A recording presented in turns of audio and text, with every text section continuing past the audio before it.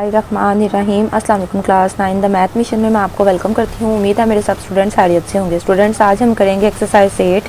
इसका हमने करना है सम नंबर 14 और इससे पहले जो 1 to 13 क्वेश्चंस हैं उनकी डिटेल से वीडियोस बन चुकी है। उनका लिंक मैंने डिस्क्रिप्शन में लगा दिया, आप जाकर इससे रिलेटेड भी लेक्चर्स ले सकते हैं।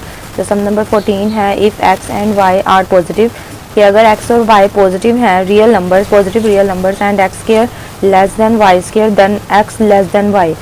उसने कहा है कि अगर x और y जो हैं वो पॉजिटिव रियल नंबर्स हैं, तो x और y पॉजिटिव रियल नंबर्स होंगे तो इट मीन्स वो 0 से बड़े होंगे ना, क्योंकि 0 से बड़े ही पॉजिटिव नंबर्स होते हैं। 0 1 2 3 4 5, y में भी ऐसे ही होता है।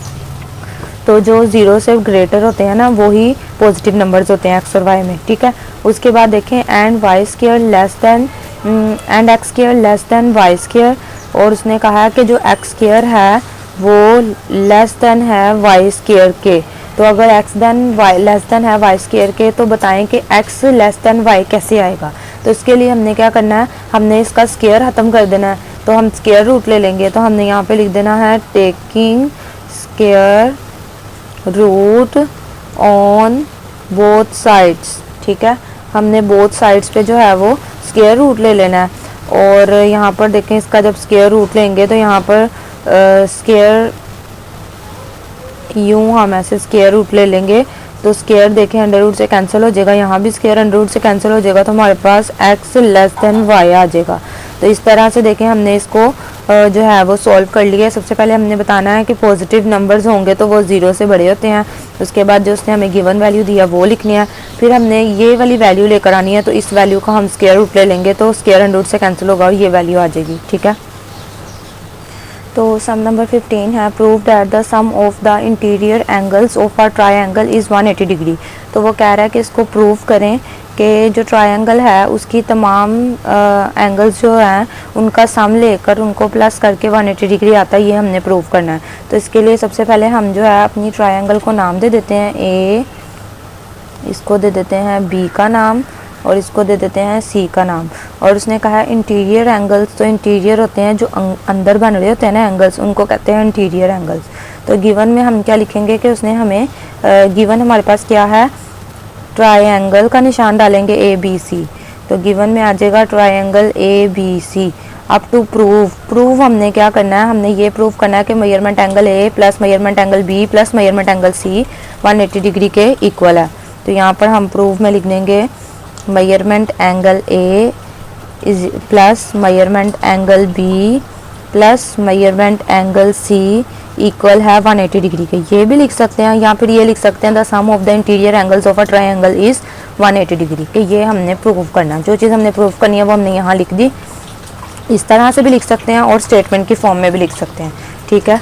इसके बाद तो हमने ये चीज़ जो है इसमें प्रूव करनी है, तो उसके लिए हम यहाँ पर खुद से कोई चीज़ जो है वो कंस्ट्रक्ट करेंगे ताकि हम इसको प्रूव कर सकें। तो उसके लिए हमने क्या करना है, ये जो ऊपर एंगल सी है यहाँ पर हम एक लाइन ड्रॉ कर देते हैं, ठीक है। यहाँ पर हम एक लाइन ड्रॉ कर देंगे, ठीक है। और इस लाइन को जो है नाम दे देंगे एल का और इसको नाम दे देंगे इस पॉइंट को एम का, ठीक है। इस तरह से हमने इसको एल एम का नाम दे दिया। तो अब हमने कंस्ट्रक्शन में लिखना है कि हमने एक लाइन ड्रॉ की है, ठीक है। तो यहाँ पे लिखेंगे ड्रॉ आ लाइन एल एम, के हमने एक एल एम लाइन ड्रॉ किया है जो कि सी पॉइंट से गुजर रही है, थ्रू सी। तो यहाँ पे हम लिख देंगे थ्रू सी, जो कि सी पॉइंट से गुजर रही है और इसके पैरेलल भी है, यानी कि ए बी और एल एम एक दूसरे के आमने सामने है ना लाइंस, तो ये एक दूसरे के मतवाज़िन एक दूसरे के पैरेलल हैं। तो यहाँ पे लिख देंगे पैरेलल, ये एक दूसरे के पैरेलल हैं, पैरेलल टू ए बी, के एल एम की लाइन ए बी लाइन के पैरेलल है, ठीक है। उसके बाद हमने क्या करना है, यहाँ पर हम लेबल कर देंगे ये जो एंगल है इसको हम 1 का नाम दे देंगे और इस एंगल को 2 का नाम दे देंगे। और ये भी हम यहाँ लिख देंगे कि लेबल द एंगल्स, कि हमने एंगल्स को लेबल कर देना है, लेबल द एंगल्स 1 and 2, ठीक है। तो हमने कंस्ट्रक्शन में क्या किया, हमने एक लाइन ड्रॉ किया है जो कि उस लाइन को हमने एल एम का नाम दे दिया, जो ए बी लाइन के बिल्कुल पैरेलल है, यानी कि आमने सामने पैरेलल लाइंस ऐसी होती हैं यानी कि एक दूसरे के आमने सामने होती हैं, ठीक है। तो ये भी एक दूसरे के आमने सामने है, तो ये लाइन पैरेलल है इस लाइन के, और ये पॉइंट सी से गुजरी है, तो इसलिए हम यहाँ पर लिख देंगे कि थ्रू सी कि ये सी से गुजरी है, और ए भी किसके पैरेलल है, एल एम के, और हमने इसके एंगल्स को नाम दे दिया, एक को ए 1 का नाम दे दिया और एक को 2 का, तो हम लिख देंगे लेबल द एंगल्स 1 एंड 2। ठीक है, तो अब हमने जो है यहाँ पर स्टेटमेंट और रीजंस भी इसका लिखना है। तो इसके लिए यहाँ पर देखें, जो एंगल यहाँ पे बन रहा है वही एंगल वो एंगल इस एंगल के इक्वल होता है। ठीक है, जो एंगल यहाँ पे बन रहा है वो एंगल इस एंगल के इक्वल होता है। जैसे ये एंगल इस एंगल के इक्वल है और ये एंगल इस एंगल के इक्वल है, तो यहाँ पर लिख देंगे कि मेजरमेंट एंगल ए जो है वो इक्वल है मेजरमेंट एंगल 1 के। यहाँ पे देखें मेजरमेंट एंगल ए है, ये मेजरमेंट एंगल 1 है, तो ये दोनों एक दूसरे के इक्वल हैं। ठीक है, और इसको हम नाम दे देंगे इक्वेशन 1 का, और इसको हम कह देंगे कि ये कौन से एंगल्स हैं, अल्टरनेट एंगल्स। ठीक है, तो यहाँ पर आ जाएगा अल्टरनेट एंगल्स, कि इन एंगल्स को हम कहते हैं अल्टरनेट एंगल्स। अब इसी तरह हमने जैसे मेजरमेंट एंगल ए को इक्वल किया मेजरमेंट एंगल 1 के, तो हमने मेजरमेंट एंगल बी को इक्वल करना है मेजरमेंट एंगल 2 के।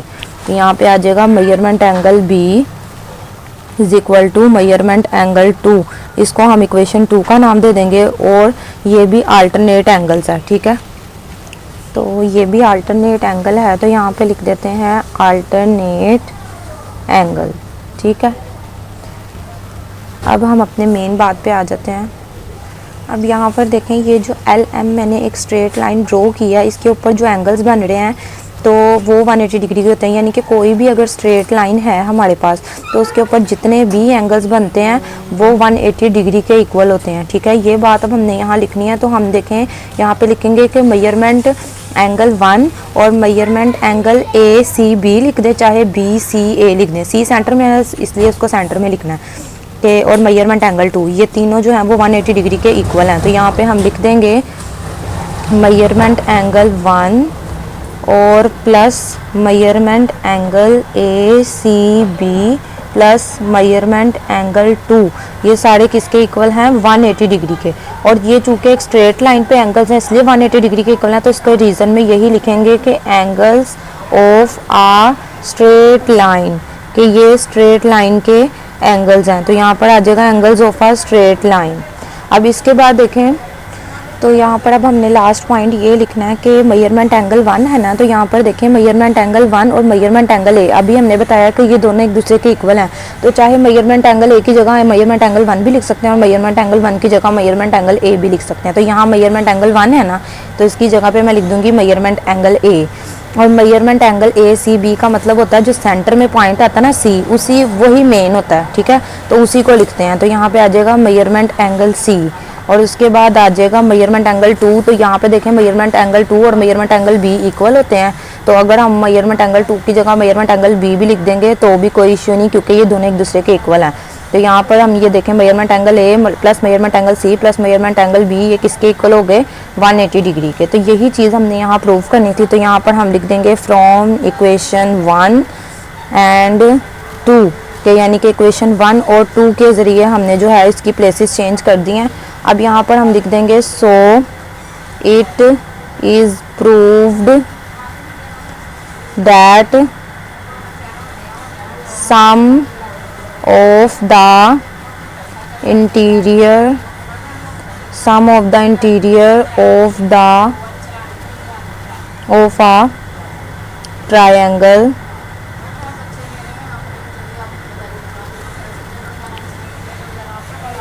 Is 180 degree. ठीक है, तो ये हमारा आंसर है। तो स्टूडेंट्स, उम्मीद है कि आपको मेरी वीडियो पसंद आई होगी, और अगर आपको इससे ज़रा से भी फायदा हुआ तो जल्दी से वीडियो को लाइक करें, चैनल को सब्सक्राइब करें, बेल आइकन के बटन को जरूर प्रेस करें ताकि मेरी आने वाली हर न्यू वीडियो का नोटिफिकेशन आपको सबसे पहले मिले। Thanks for watching this video.